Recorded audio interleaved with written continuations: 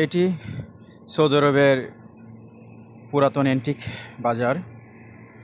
দেখতে পাচ্ছেন একটি জীবন্ত জাদুঘরও বলা যায় বাজারটিকে।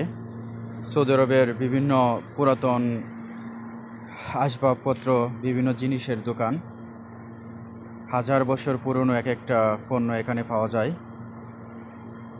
বিভিন্ন দেশের অ্যান্টিকরা এখান থেকে পণ্য সংগ্রহ করেন।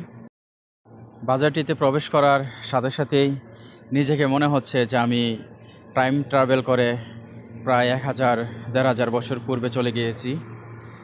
এই যে একজন ফিলিপাইনি মহিলা, উনি কয়েন সংগ্রহ করেন, এখান থেকে কয়েন সংগ্রহ করতেছেন।